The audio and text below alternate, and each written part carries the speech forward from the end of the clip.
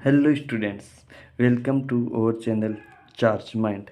Students, आज हम class 12 के एनसीईआरटी का चैप्टर फर्स्ट का क्वेश्चन नंबर 3 जो एक्सरसाइज में है उसको सोल्व करने जा रहे हैं। तो देखो, check that the ratio K E square upon G M E M P is dimensionless. हमें क्या फाइंड करना है कि ये जो वैल्यू गिवन है ये वैल्यू कैसी है, ये डायमेंशनलेस है, मतलब कैसी है, विमाहीन है। कैसी है, विमाहीन है। ये हमें प्रूव करना है सबसे पहली। सेकंड बात दे रखी है इसने, look up A table of physical constant and determine the value, मतलब इसकी हमें वैल्यू फाइंड करनी है।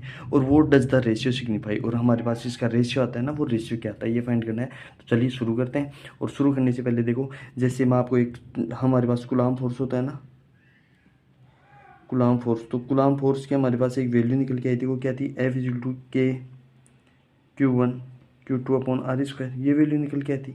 वैसे ही ग्रेविटेशनल फोर्स होता है, और ग्रेविटेशनल फोर्स की एक वैल्यू होती है F is equal to G Q1 Q2 की जगह आता है M1 M2 अपॉन ये आर स्क्वायर। बस इतनी सी बात है। अब हमारे पास ये के की वैल्यू गिवन है। तो देखो के क्या होता है, के कांस्टेंट है जिसकी कल हमने वैल्यू बताई थी कि इतनी होती है 9 इंटू 10⁻⁹ और यूनिट क्या बताई थी, newton metre square upon coulomb square. Okay, उसी प्रकार ई क्या है, ई है इलेक्ट्रॉन पर चार्ज, इलेक्ट्रॉन पर चार्ज, और उसकी वैल्यू कितनी होती है, चार्ज ऑफ इलेक्ट्रॉन, उसकी वैल्यू होती है 1.6 इंटू 10⁻⁹ किलो, ये होती है। चलो स्टूडेंट, जी क्या है, ग्रेविटेशनल फोर्स है, और इसकी वैल्यू भी एक फिक्स कांस्टेंट है, और कितनी होती है 6.67 इंटू 10⁻11 होती है। ओके स्टूडेंट्स, एम ई क्या है, मास ऑफ इलेक्ट्रॉन, मतलब इलेक्ट्रॉन का द्रव्यमान, और इलेक्ट्रॉन का द्रव्यमान कितना होता है 9.1 इंटू 10⁻31 kg। देखो स्टूडेंट्स, इसकी जो यूनिट होती है वो यूनिट भी ऐसे ही आती है। देखो इस फॉर्मूले से निकालेंगे तो न्यूटन इंटू मीटर स्क्वायर क्या आ जाएगा, newton into metre square upon क्या आ जाएगा, M1 M2 मास है, मास की क्या हो जाएगी, किलोग्राम स्क्वायर। जैसे यहाँ पर कूलम्ब स्क्वायर था, यहाँ पर किलोग्राम स्क्वायर, इतना सही चेंज है।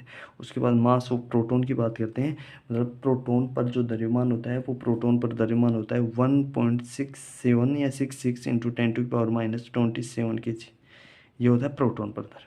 तो अब ये सारी वैल्यू जब हमारे पास हैं तो हमें सिंपल इस फॉर्मूले में वैल्यू पुट करनी है, और चेक करना है कि ये वैल्यू पुट नहीं करेंगे, हमें डायमेंशन लेस चेक करना है। तो इसकी अगर डायमेंशन चेक करनी है तो क्या करेंगे, जैसे किलोग्राम है तो किलोग्राम की यहाँ पर वो के है, तो के की डायमेंशन क्या है, न्यूटन मीटर स्क्वायर, और इसको ऊपर ले जाएंगे तो किलोग्राम इनवर्स आ जाएगा।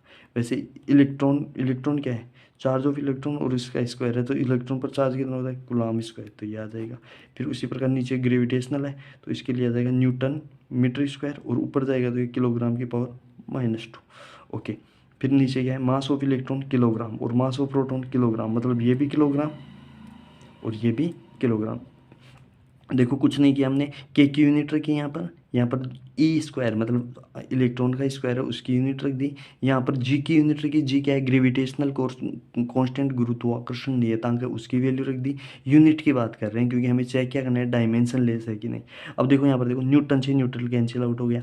चलो मैं एक बार इससे करता हूँ। देखो मीटर स्क्वायर से मीटर स्क्वायर कैंसिल आउट हो गया। ओके, कूलम्ब इनवर्स और कूलम्ब स्क्वायर, तो ये कैंसिल हो गया। देखो किलोग्राम का इन्वर्स, मतलब इन्वर्स स्क्वायर, और किलोग्राम ये कैंसिल हो गया, तो इसकी कोई यूनिट नहीं है, तो ये यूनिट लेस भी है, यूनिट लेस फॉर्मूला भी हो गया, और डायमेंशन लेस भी फॉर्मूला हो गया। समझ में आ गया स्टूडेंट्स। तो फर्स्ट थिंग थी वो हमने प्रूफ कर लिए। चलो अब सिंपली हमें वैल्यू पुट करनी है इस वाले की। तो वैल्यू पुट कैसे करेंगे, अब पहले तो इसमें न्यूटन यूनिट्स रख रहे थे, और अब सिंपल ये वैल्यू पुट कर देंगे। तो कैसे वैल्यू पुट करेंगे, तो देखो 9 इंटू 10⁻⁹ ओके, के की वैल्यू ई स्क्वायर, तो इसको ऐसे रख दूँ 1.6 इंटू 10⁻⁻19 कूलम्ब का स्क्वायर कर देते हैं क्योंकि ई का स्क्वायर है। ओके स्टूडेंट्स, चलो नेक्स्ट जी की वैल्यू पुट करो 6.67 इंटू 10⁻11। ओके स्टूडेंट्स, और आगे 9.1 इंटू 10⁻31, और 1.66 इंटू 10⁻27। स्टूडेंट्स, यहाँ पर नोट करने वाली बात यह है, यहाँ पर नोट करने वाली बात यह है कि ये वैल्यू मैंने पहले यहाँ पर पूरी नोट डाउन कर दी, उनको डायरेक्ट इस वाले फॉर्मूले में पुट कर दिया हमने, क्योंकि यह हमें पूछ रहा है क्वेश्चन में, हमें यही दे रखा है कि हमें चेक करना है ये डायमेंशन लेस है और इसकी वैल्यू क्या आ जाएगी।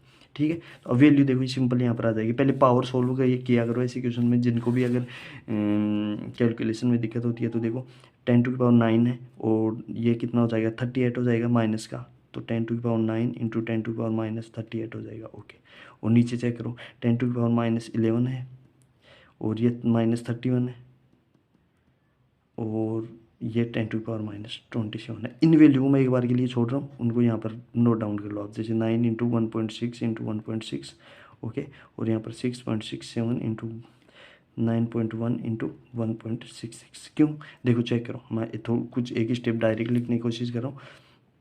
ये कितना हो जाएगा 38 माइनस 9 कितना हो जाएगा, ये हो जाएगा 27 माइनस 29 हो जाएगा। भाई 38 है ना, 38 में से आप 9 माइनस कर दो तो कितने 9 और यहाँ पर 2 29 आ जाएगा। और कितना आ जाएगा माइनस का 29 आ जाएगा। ओके, नीचे चेक करो, देखो -11 माइनस 31 कितना हो गया 42 और 27 42 और 27 कितना हो जाएगा 9 69। और ये प्लस का आएगा माइनस का आएगा, यहाँ पर माइनस का आएगा लेकिन ऊपर जाएगा तो कैसा हो जाएगा प्लस का हो जाएगा।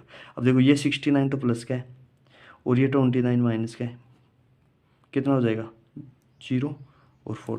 तो ये लगभग ये वैल्यू इंटू 10⁻⁴ कितना आ जाएगा 40 आ जाएगा, जो पॉजिटिव आएगा। अब आप जब इन सब वैल्यू को सोल्व और करोगे ना तो हमारे पास कुछ एक छोटी सी वैल्यू निकल के आएगी, वो आएगी 2.29 या 2.28 इंटू 10⁻। ये फिर एक पॉइंट की इधर हो जाएगा और ये मतलब 40 की जगह कितना आ जाएगा 39 आ जाएगा। कहने का मतलब हमारे पास ये आ जाएगी और ये वैल्यू कैसी होगी यूनिट लेस होगी, क्योंकि हमने चेक कर लिया पहले से। कहने का मतलब ये हुआ कि हमारे पास ये जो चेक करवा रहा था कि डायमेंशन लेस है, तो हाँ यस ये डायमेंशन लेस भी है यूनिट लेस भी है। बोले वैल्यू फाइंड करो तो वैल्यू इतनी आ जाएगी।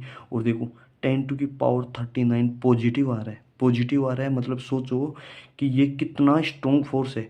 और हमें यही चेक करना आगे कि सिग्निफाई करना है इनका रेशियो, किस किस का रेशियो, इसका रेशियो और इसका रेशियो। अगर Q1 Q2 की जगह तो हम मास ऑफ इलेक्ट्रॉन रख दे और M1 M2 की जगह मास ऑफ इलेक्ट्रॉन रख दे, तो हमें चेक करना है। तो हमें चेक करना है तो हम चेक करके यही बताएंगे। और जब आप इन दोनों में ये वैल्यू पुट करोगे ना तो इनका रेशियो लगभग इतना आएगा।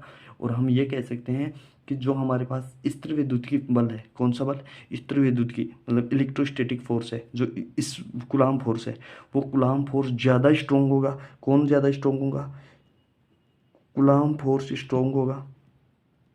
फोर्स कैसा होगा, स्ट्रॉन्ग होगा, किसके कंपैरिजन में, ग्रेविटेशनल फोर्स की कंपैरिजन में। बोले कितना स्ट्रॉन्ग होगा, लगभग इतना स्ट्रॉन्ग होगा 2.29 इंटू 10⁻39 इतना फोर्स स्ट्रॉन्ग होगा। ओके, तो यही इस क्वेश्चन में पूछा है। समझ में नहीं आए तो इस क्वेश्चन को दोबारा देखने की कोशिश करना स्टूडेंट्स। और प्लीज़ अगर वीडियोस पसंद आए तो इस चैनल को सब्सक्राइब करना, शेयर करना एंड लाइक करना। Thank you so much. मिलते हैं अगले वीडियो में एक सुंदर सी क्वेश्चन के साथ। Okay, thank you.